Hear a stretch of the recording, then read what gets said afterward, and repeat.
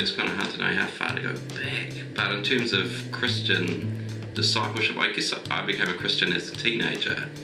And the whole thing was kind of framed around the Apostle Paul talks about this idea of in response to what God's done, that we would give our lives as a living sacrifice.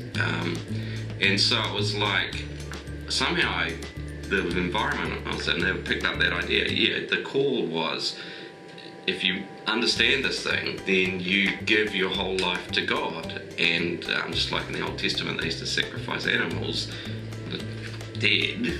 Now what we were called to do was give your whole life. So it's kind of like you settle that, and then the rest of life becomes an act of discerning, okay, God, how do you want to use my life for your cause and your purpose?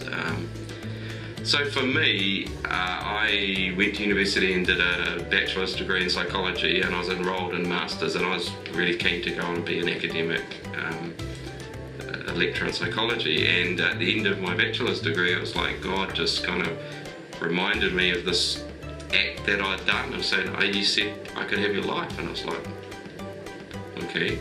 And a guy from my old hometown province asked me to come back and work for him as a youth worker, and I was like, yeah, I think that's God. So that was kind of the start of a thing of going, yeah, God. The bottom line issue has been, the only question to be asking is, God, is this something you wanted me to do or not? And and the big picture of God, what are you doing, and where do I fit into that? Where are you asking me to fit into that? Yeah, so from being a youth worker, it kind of led to, I guess, the sense of what God was doing globally and wanting to be part of that. So we took a short-term team to this community living on a rubbish dump in Asia, and I guess that was quite a profound moment. That we were just there 10 days or so, but on the final day my wife and I just stood on the top of this rubbish dump, kind of 10,000 people there, and crying and just prayed and kind of said, God, we just want to come back. We didn't realise that this was part of your world that you looked on, so we want to be where you're at. So we kind of just came back and bought one-way tickets, packed a suitcase with a 3-month-old baby, and headed back. Yeah, I mean, sometimes I guess when I'm talking to people, you kind of think, hold on, we kind of settled some issues that sometimes I think, I don't know if we're on the same page. So for instance, one of my youth group kids, when I was a youth worker, so we took him to this rubbish dump when he was 17.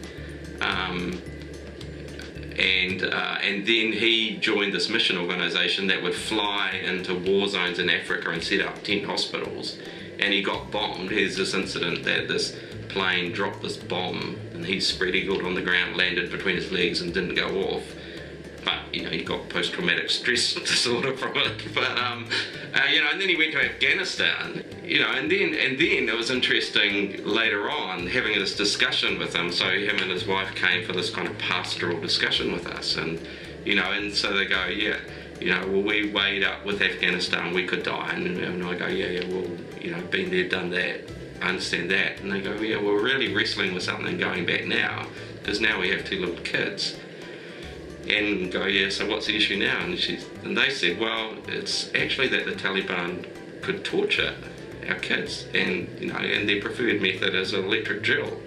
So they start drilling holes in your feet, work up your body till they drill through your eye and kill you.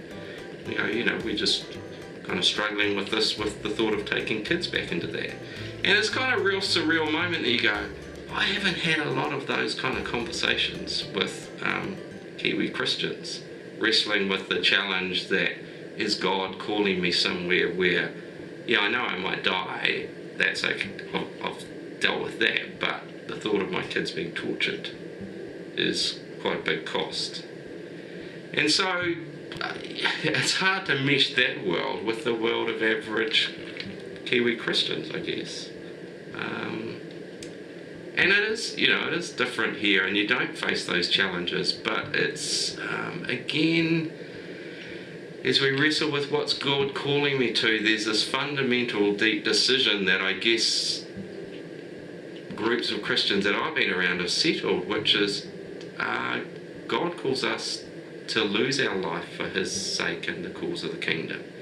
Paradox is then his promise is if you do that, you'll find it. But there's already been an issue settled. The only question is, God, is this what you're calling me to do or not? Not, do I particularly like it? Do I want to do it? The paradox is to find out that it is the most fulfilling way to go.